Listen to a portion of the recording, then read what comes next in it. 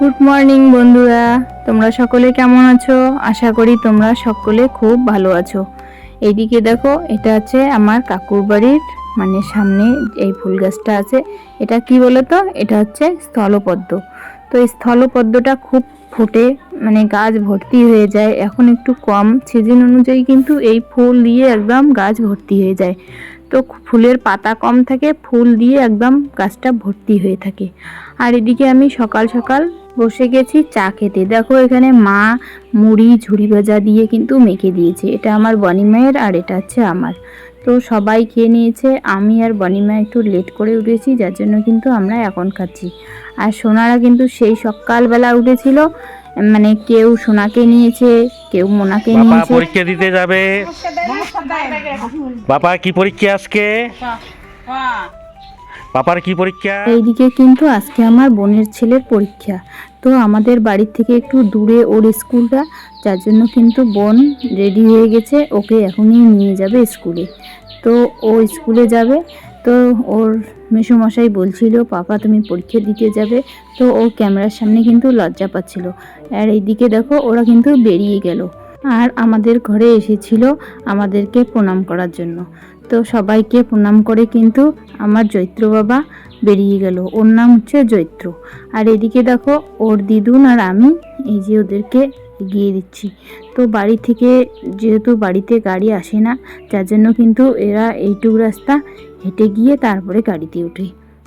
সকাল সকাল ভাই গিয়েছিল বাজারে। তো কয়েকদিন ধরে কিন্তু বাবা বাজারে যেতে পারে না। কেন? আমার সোনাদেরকে সকালবেলা নেয়, সারাদিন নিতেই থাকে বাবা। তো ভাই বাজারে গিয়েছিল, আর বাজার থেকে নিয়ে এসেছে লোকাল মাছ। তো লোকাল মাছ নিয়ে এসেছে, সেটা তো বাছতে অনেক সময় লাগবে। মা তো ভাত বসিয়ে দিয়েছে, আর আমি ওইদিকে কি করেছি, মাছটা মাকে বেচে দিচ্ছি।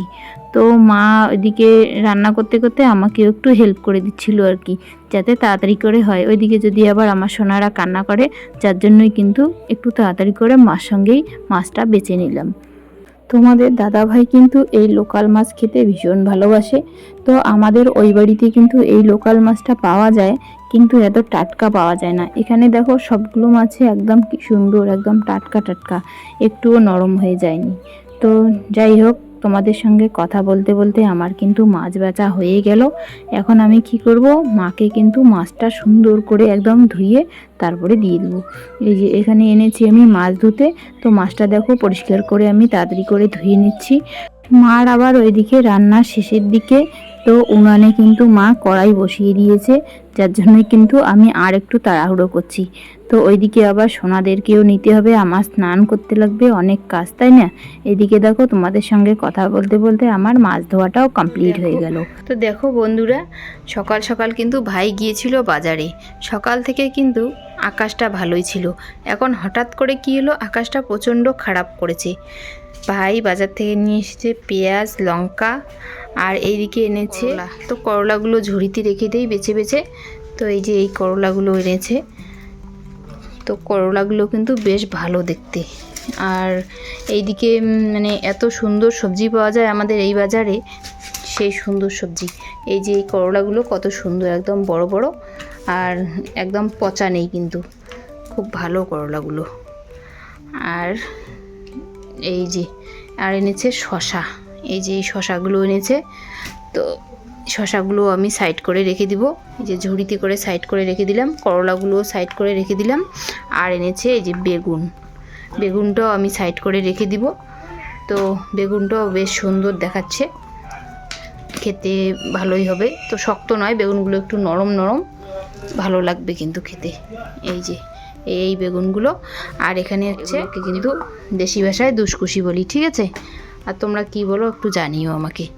আর এই যে এই সবজিগুলো এখানে আমি এইভাবে গুছিয়ে রাখলাম। আর এই যে এখানে লঙ্কাগুলো বেছে বেছে এই ঝুড়িতে করে রাখলাম, ছোট ঝুড়িতে। আর হয়েছে কি, সকালবেলা নিয়ে এসেছিল মাছ, তো ওটা একসঙ্গে এনেছিল। তো এখন আমি সবজি বাজারটা আলাদা করে রাখলাম। আর এসে মাছগুলো কিন্তু আমি বেছে নিয়েছি মার সঙ্গে। তোমাদের সঙ্গে তো শেয়ার করা হয়ে গেছে আমার সেটা। বোনের ছেলে কিন্তু আজ পরীক্ষা দিতে গিয়েছিল, আর ওর বয়স কিন্তু 4 বছর। ও পরীক্ষা দিয়ে আবার ফিরে আসলো। আইকেটটা যে উল্টো দিকে হয়ে আছে, তুমি দেখো নাই? আই ক্যাট, এই তো আই ক্যাট সোজা করে দিছে। দেখি এখন কোশ্চেনটা। কি সুন্দর তোমার একদম কোশ্চেন। সব পাইছো? সবগুলো পাইছো? এইদিকে বোনের ছেলে পরীক্ষা দিয়ে আসলো, তো আমি একটু ওর কোশ্চেনটা দেখে ওর সঙ্গে একটু মজা করছিলাম। বাচ্চা মানুষের সঙ্গে আমার কথা বলতে ভীষণ ভালো লাগে। আর এইদিকে দেখো কাকিমা আমাদের জন্য কিন্তু রান্না করেছিল। তোমাদের দাদা ভাই আগে খেয়ে নিয়েছে কাকিমাদের ঘরে, আর আমি, আমার বোন আর আমার এই যে বোনের ছেলে, আমরা কিন্তু এখন খেতে বসে গেছি। তো ওরা এখনই স্কুল থেকে আসলে তোমরা তো দেখলেই। তো যাই হোক, খাওয়া দাওয়া সেরে এইদিকে দেখো আমার সোনা মাটা ও দাদুর সঙ্গে খেলছে। বাবা কিন্তু সবসময় ওদের সঙ্গে খেলতেই থাকে। তো আমার মনে হলো একটু ক্যামেরা বন্দি করে রাখি। আর এইদিকে দেখো ভাই ভাই প্রত্যেক দিন বাজার থেকে কি নিয়ে আসে আমাদের জন্য।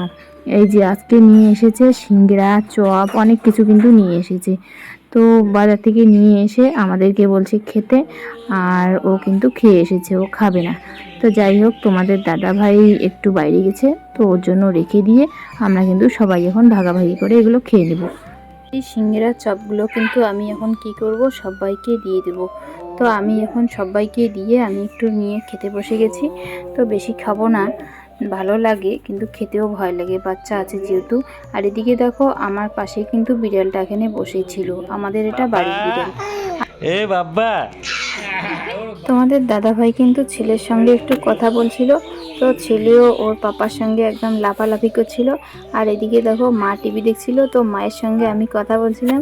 আর এদিকে দেখো ছেলেও কথা বলছে মার সঙ্গে। তো একদম মানে ছেলের মুখটা কীরকম করে ফেলেছে। মা কিন্তু রাত্রে রান্না শেষ করে দিয়েছে, তো আমি সবাইকে ভাত বেড়ে দিচ্ছি আর মা আমাকে এগিয়ে এগিয়ে দিচ্ছে মানে বেড়ে দেওয়ার জন্য। সব মায়েরা কিন্তু তার ছেলে মেয়েকে যত্ন করে স্কুলে নিয়ে যায়, পরিষ্কার পরিচ্ছন্ন করে। সেরকম কিন্তু আমার বোনও তার ছেলেকে সেভাবে স্কুলে নিয়ে যায়। কিন্তু ও স্কুল থেকে ফেরার পথে মায়ের সঙ্গে এমন বায়না করে যে আইসক্রিম খেতে খেতে ওর একদম প্যান্টে মানে এত দাগ লেগে যায়, আর কি বলবো, মনে হয় এখনই ও কোথায় যেন কাদা লাগিয়ে চলে আসলো, এরকম ওর ড্রেসের অবস্থা।